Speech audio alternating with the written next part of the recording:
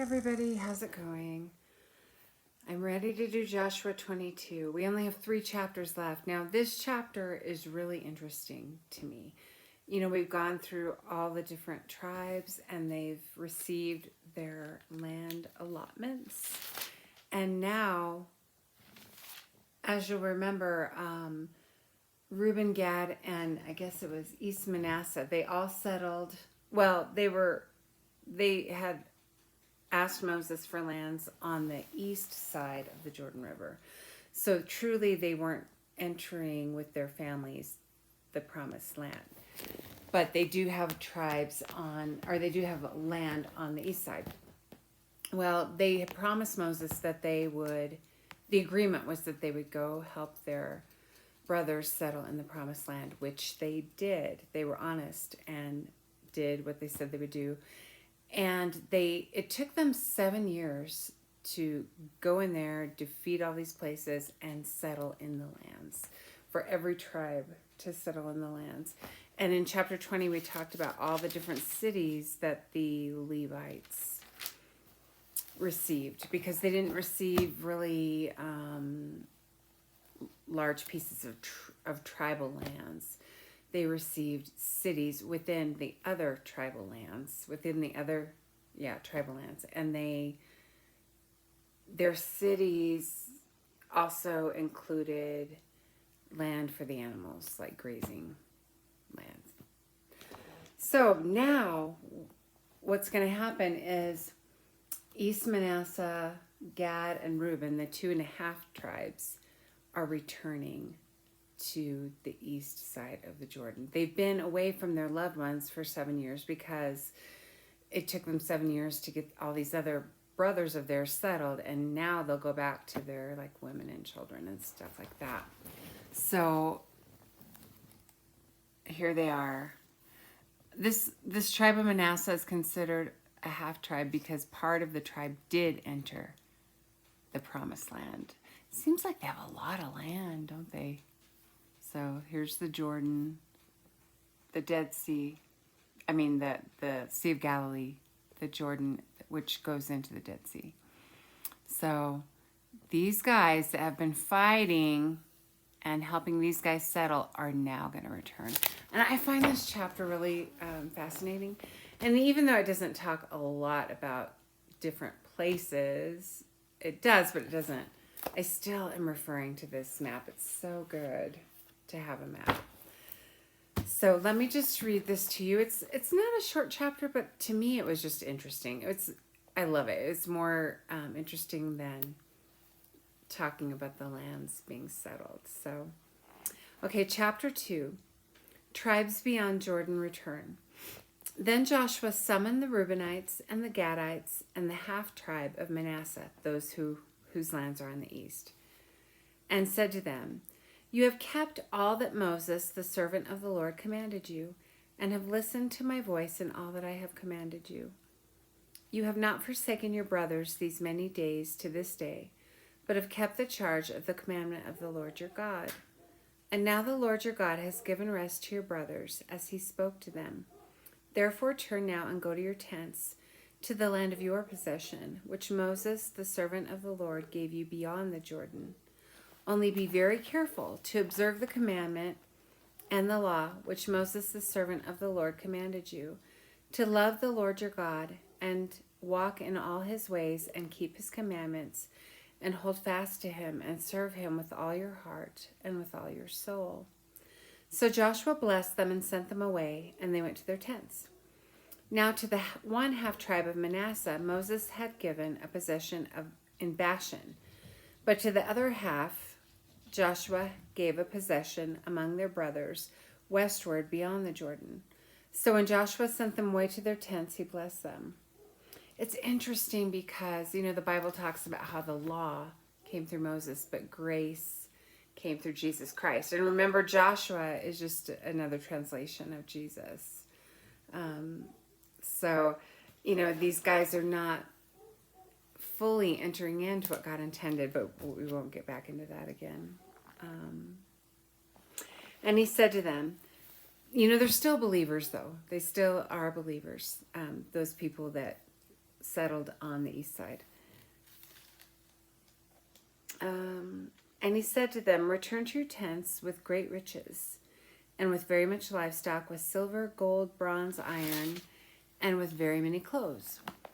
Divide the spoil of your enemies with your brothers. The sons of Reuben and the sons of Gad and the half-tribe of Manasseh returned home, and departed from the sons of Israel at Shiloh, which is in the land of Canaan, to go to the land of Gilead, to the land of their possession which they had possessed, according to the command of the Lord through Moses. So the Lord allowed all this. Now, Shiloh is where they built the tabernacle. So, or where they set up the tabernacle. Remember, the tabernacle was like a moving temple, and they would eventually build a temple. But this is like the moving temple where they have the altar before the tabernacle, and where they enter in, the high priest enters in once a year into the Holy of Holies to place blood on the mercy seat of the Ark of the Covenant. But they do other things, like in that first area of the tabernacle. They would do other things, burn incense. The table of showbread was there, and the priests would eat that. So anyway, we talked about that when we were studying Exodus. So that's Shiloh is where the altar, or the tabernacle of the Lord, including the altar and all that, was set up. I'm about to yawn. I always do this to you people. What time is it? It's like 9:21. I'm just getting to this. So anyway, so starting with, so remember they're kind of a, wait, where's Shiloh? Let me find Shiloh. Should have looked at it before. Well,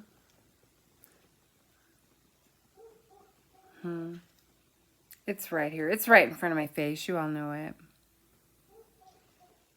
Shiloh. It's where they set up the ark, or the tabernacle, and put the Ark of the Covenant in there.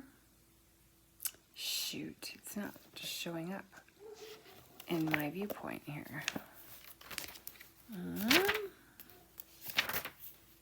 I don't know, guys. Anyway, it doesn't show it.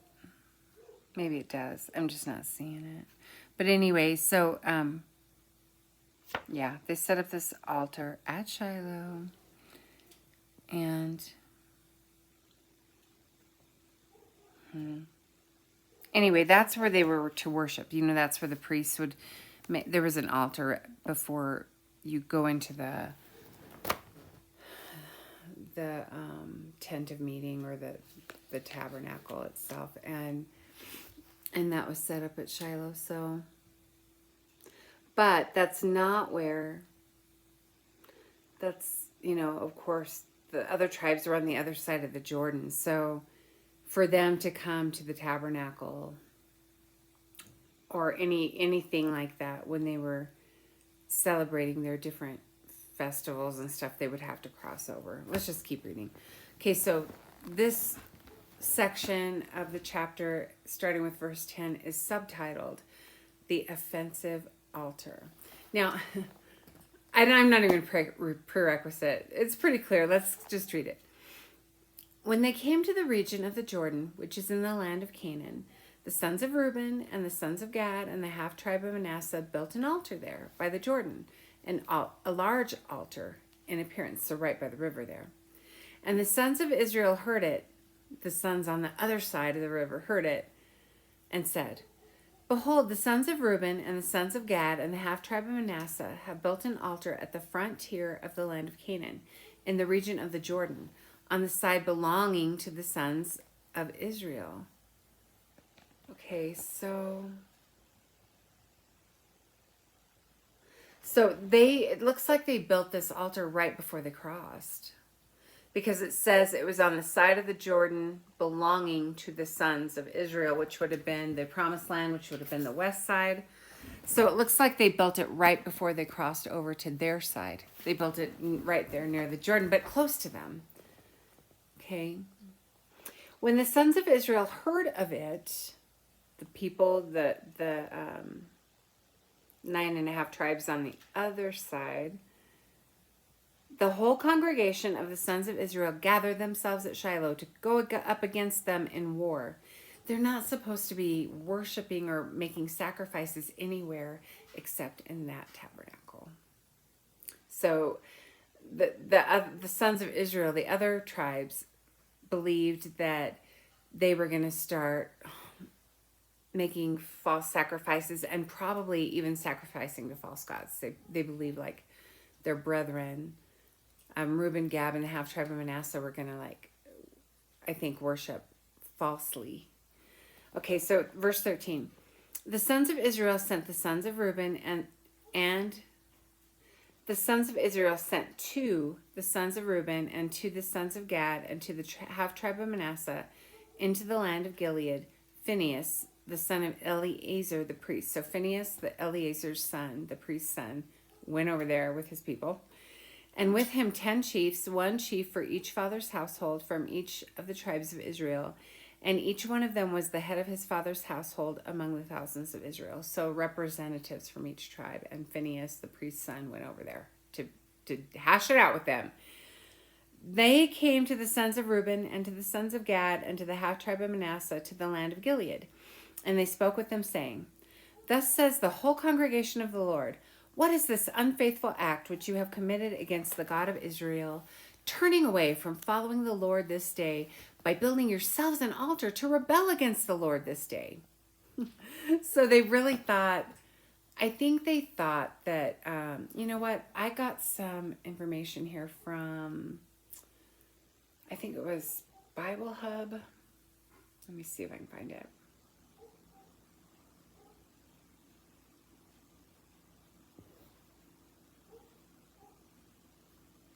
Where did I get this? EnduringWord.com. And it says that clearly they thought the altar at the Jordan represented a rival place of sacrifice and worship to compete with God's tabernacle presently at Shiloh. God had clearly commanded that there was one place of sacrifice and burnt offerings for Israel. Also you shall say to them, whatever man of the house of Israel or to the strangers who dwell among you, who offers a burnt offering or sacrifice and does not bring it to the door of the tabernacle of meeting to offer it to the Lord, that man will be cut off from among his people. We understand from this that we cannot worship God any way we please or justify a manner of worship just because we like it. First and always, our worship must be pleasing to God. We must worship him in spirit and in truth. So this would have been like a rival place of worship. And God clearly commanded that any sacrifices had to be brought to the tabernacle, which was presently at Shiloh. Okay, so verse 17. Is not the iniquity of Peor enough for us, from which we have not cleansed ourselves to this day, although a plague came on us, on the congregation of the Lord, that you must turn away this day from following the Lord? If you rebel against the Lord today, he will be angry with the whole congregation tomorrow. Anyway, they're bringing up this past event, and I had kind of forgotten about it. I had to kind of look at it and refresh my memory of it. So this iniquity of Peor happened, they record it in Numbers chapter 25. And I studied this after we did the Exodus Bible study. I studied Leviticus, Numbers, and Deuteronomy, and then I jumped back in with you guys with Joshua. So this is in Numbers 25, and Numbers has to do with the 40 years that they were in, or nearly almost 40 years, they were in the desert, not entering the promised land.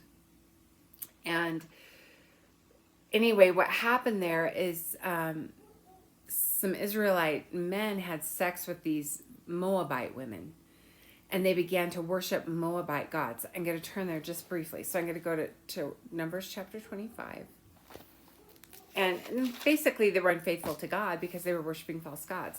But what led to it is they were sleeping with these Moabite women.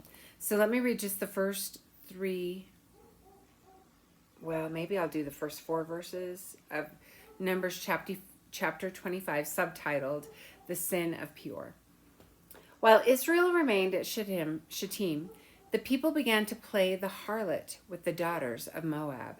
For they invited the people to the sacrifices of their gods, and the people ate and bowed down to their gods. So they'd sleep with these Moabite women, and then they would invite the men of Israel over to worship these Moabite gods, and they did it. They worshiped these gods and bowed down to them. So Israel joined themselves to Baal of Peor, and the Lord was angry against Israel. The Lord said to Moses, "Take all the leaders of the people and execute them in broad daylight before the Lord, so that the fierce anger of the Lord may turn away from Israel." So that was a very serious offense to God when these men did this. And these leaders that are going to confront Reuben and Gad and the half tribe of Manasseh, they're bringing up this old stuff from their past, basically saying, wasn't that enough? Do you have to offend the Lord even more? Okay, so let's start with 19, verse 19. And the leaders of Israel are still speaking. "If, however, the land of your possession is unclean, then cross into the land of the possession of the Lord, where the Lord's tabernacle stands, and take possession among us. Only do not rebel against the Lord or rebel against us by building an altar for yourselves, besides the altar of the Lord our God." They're basically saying, come over to our side if you want to worship. Worship at the tabernacle. Worship our Lord. Don't do this thing against our God and against us by using this altar. And then they said, "Did not Achan the son of Zerah act unfaithfully in the things under the ban, and wrath fall on all the congregation of Israel? And that man did not perish alone in his iniquity." So basically they're saying, remember when they first crossed over, which was like 7 years before this, and they took the city of Jericho. Well, this man Achan, the Lord, he wanted all the plunder of Jericho for himself. But this man Achan took some of it, which brought problems on all of Israel. And so remember when they went to attack Ai, next they first were defeated by Ai. And that was largely because of this.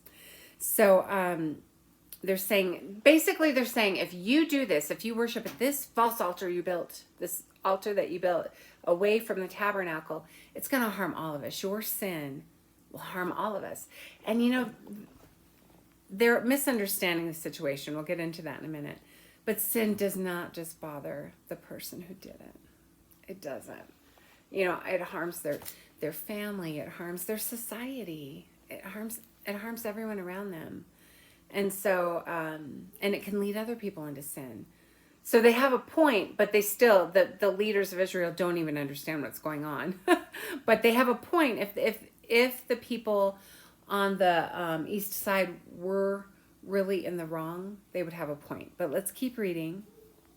Because now Reuben and Simeon and the half tribe of Manasseh are going to explain what they meant by this. Then the sons of Reuben and the sons of Gad and the half tribe of Manasseh answered and spoke to the heads of the families of Israel. "The mighty one, God, and the Lord, the mighty one, God, the Lord. He knows, and may Israel itself know. If it was in rebellion or in an unfaithful act against the Lord, do not save us on this day.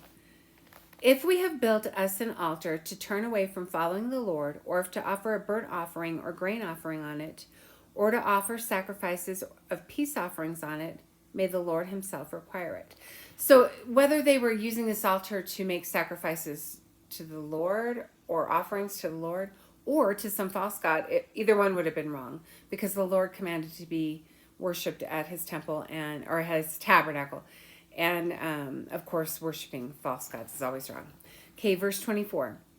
And this is still the tribes on the east explaining to the rest of them.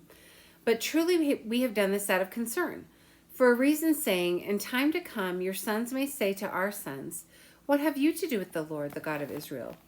For the Lord has made the Jordan a border between us and you. You sons of Reuben and sons of Gad, you have no portion in the Lord.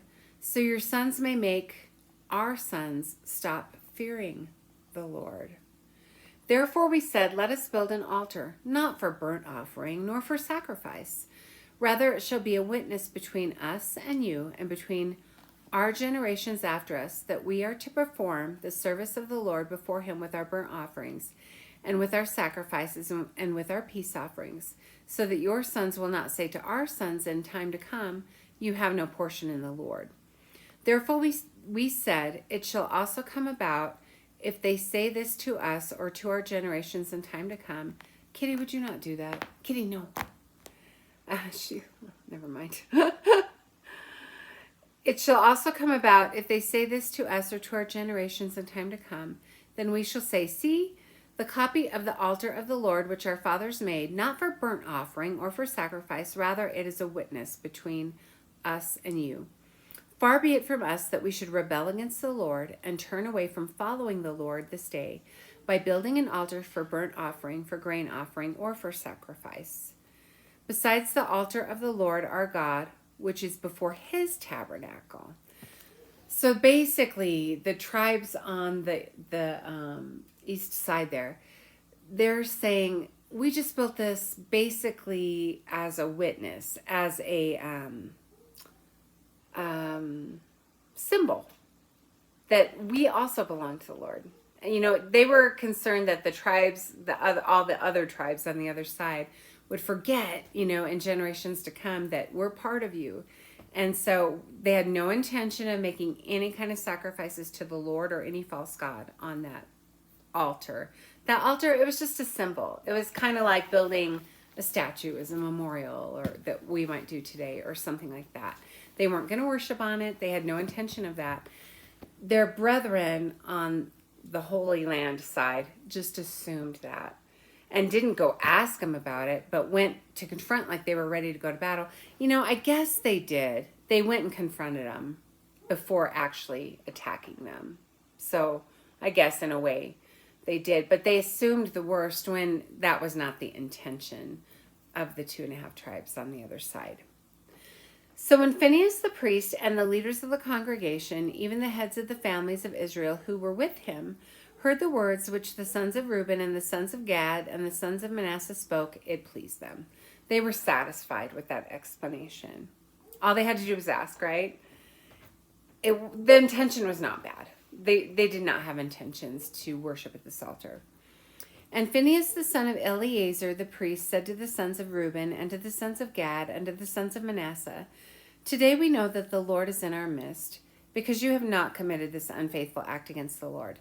Now you have delivered the sons of Israel from the hand of the Lord.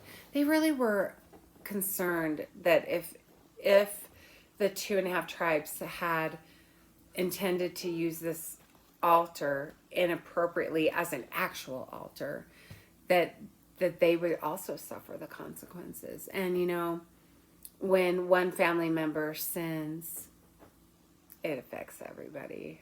It affects everybody. So, I mean, I guess they had learned that, and it was a concern. 32. Then Phinehas, the son of Eleazar the priest, and the leaders returned to their own side from the sons of Reuben and the sons of Gad, from the land to Gilead to the land of Canaan, to the sons of Israel, and brought back word to them. So the leaders went back to the people and explained, hey, this was not, we misunderstood. They were just building this as a symbol, as a witness. And I looked up the word witness, and it's like evidence or proof, open profession of one's religious faith through words or actions. Of course, we witness if we tell people about Jesus or whatever, we're witnessing. But their witness was this altar they built, that they were part of the believers, and that it was kind of a reminder that they also worship at the tabernacle at Shiloh. The word pleased the sons of Israel, and the sons of Israel blessed God, and they did not speak of going up against them in war to destroy the land in which the sons of Reuben and the sons of Gad were living. The sons of Reuben and the sons of Gad called the altar Witness. That's the name of their altar, Witness. So that's all it was. For they said, it is a witness between us that the Lord is God. So it was just a symbol that they built to remind everyone that they belonged to the Lord. So As you can see, my eyes are drooping. So I'm going to let you go, but I love that chapter. We only have 2 chapters left. So I'm going to take a week off next week. I take every 4th week off, and I'll talk to you after that.